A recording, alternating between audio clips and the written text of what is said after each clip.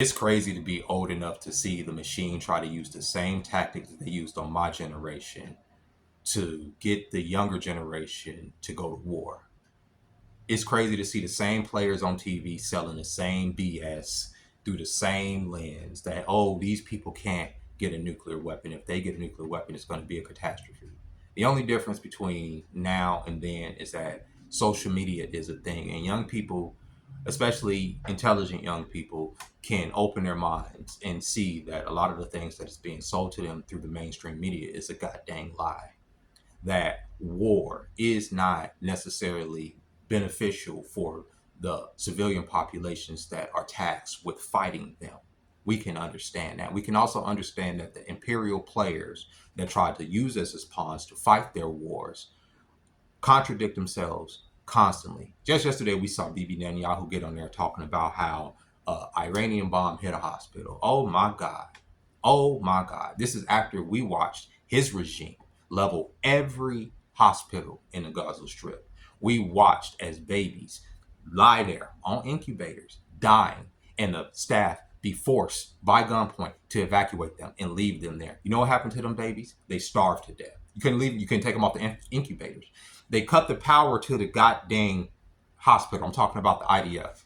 Cut the goddamn power to the hospital. Let them babies starve to death, suffocate to death. Freaking dogs ate their bodies. Animals ate their bodies. That's what happened. I'm not making this up. I'm not being sensational. But these same people get on here and try to elicit sympathy from everybody, especially the youth, about how their hospitals are used and how they need to be ready to sacrifice their blood and treasure to go over there and defend the Middle East. And yet the same players are being used to sell the same BS. Same way, same way. WMD, weapons of mass destruction. If they get weapons of mass destruction, it's the end of the world. See, the only, like I say, we can see that atrocity has been happening regardless of whether this country has WMD or these people have. So you can't sell the youth on that like you did with us. And even when y'all sold it with us with after 9/11, this big event that shocked us into action, right? Oh, all of this massive influx of young people joining the military to defend the homeland for a lie. And once you get in there, you realize, oh, we're going to Iraq. Oh, we're going to Afghanistan. A lie. Because none of them attacked us. I thought we were fighting Al Qaeda. I thought we were fighting Bin Laden. I thought this is what we were going for. Nah, they moved the goalpost to who the enemies are because it's not in the interest of the people. It's not in the interest of freedom. It's not in the interest of defending the homeland. It's in the interest of the oligarchs and padding their pockets and where they want to move empires and place their settlements, and we have to follow lockstep. And we have to pretend like we don't see the atrocities that they commit against their own people with our own eyes. That's just crazy. So young people see this, but yet young people harbor a lot of resentment, right? They harbor, and I'm talking about 20s to mid 20s. They feel like our generation birthed them into a world where there was no hope. They feel resentment towards us. They feel like, why would y'all birth us into a machine matrix that y'all didn't try to dismantle yourself? Why did y'all birth us into a machine matrix where y'all didn't try to exploit more resources out of it before y'all had us? And to those children, I would just say, and I call them children, especially when they're having these tantrums online about being born, get over it. Deal with it. None of us chose to be born. It just happens. And never been a time in history where there was the absolute perfect time to have babies. Even the 20th century had its issues. Even with all the promises that the 20th century, even with all of the fruit that the 20th century bear. Trust me, I was born in that time. It wasn't all peaches and fucking cream either. And then you go back even further to the 1800s and 1700s, 1600s. It's never been an optimal time to birth the next generation, but you do so in the name of God in hope that you can put something in that younger generation to dismantle the machine, to get closer to the divine. That's what you hope.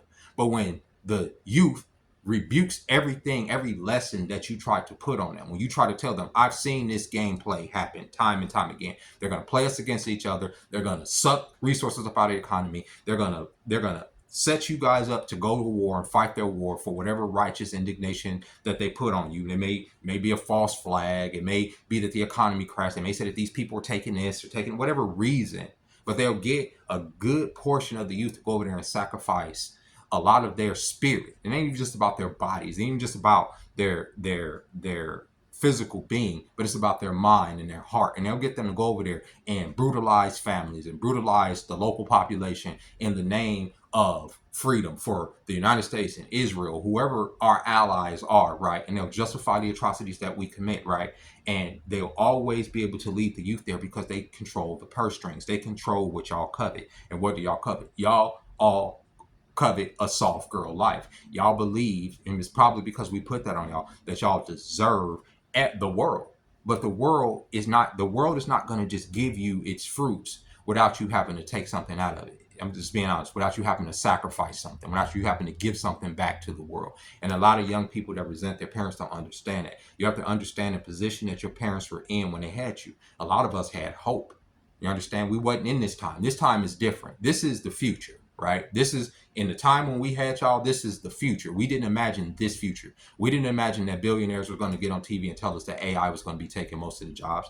We didn't imagine that our government was going to unleash a bioweapon on the economy and shut everything down and take all of this money up out of the system. We had no idea that none of that was going to happen. You understand? We didn't know that they were setting y'all up for failure, that y'all degrees were going to be useless, that jobs wasn't necessarily going to be guaranteed for y'all. We had no idea. We birthed y'all into this world out of, most of the time, love. I know a lot of y'all came up here out of lust because your mama met your daddy at a club and they didn't use a condom and he busted off or whatever the case. But a lot of y'all honestly were born because two people came together. And I hate to have to break this down, because two people came together, whether it was in the night or the day, and your mommy and your daddy got together and something happened and there was this, universal spark in her womb and she carried you for 9 months and your ass came here and here you are complaining that you exist in this world. It is what it is. Deal with it. So how do we change it at this point? What do we do, right? How do we do it? Like I said, getting up and going to work doing while you're watching the world burn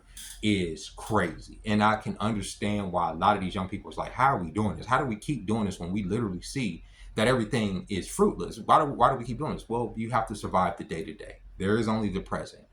The reason that so many people have so much angst is because we're projecting our minds out to this future that does not exist yet. We have to deal with this present step by step. Why do we get up and go to work every day even though it seems fruitless? It is not fruitless because it maintains the lifestyle that we have in the present, right? Of course, we are creatures that can envision the future and we can try to plan for the future as best we can, but when everything is so chaotic, of course it's going to induce anxiety. Of course it's going to induce resentment. But I need people to be mindful that there is no past. Past only exists in memory. You use the past and those memories in order to shape who you are now. The future is just a projection. It's like our imagination. It's something that we're collectively dreaming up together, because that's why reality exists the way it does, because we dreamed of this reality. We dreamed of robots. We dreamed of this totalitarian, materialistic society because that's what we coveted collectively. That's what we coveted collectively. That's what the American dream was. It's like a spell that they put on us. You got to get things. You got to get house. You got to get things. You got to get car. You got to get things. You got to pay bills. It's a mind fuck that they got you in order for you to live the way that they want you to live. Don't think about the future too much. Only think about the present and being comfortable in the present. How can you make your present good? You say, well, don't think about the future. What if I lose my job tomorrow?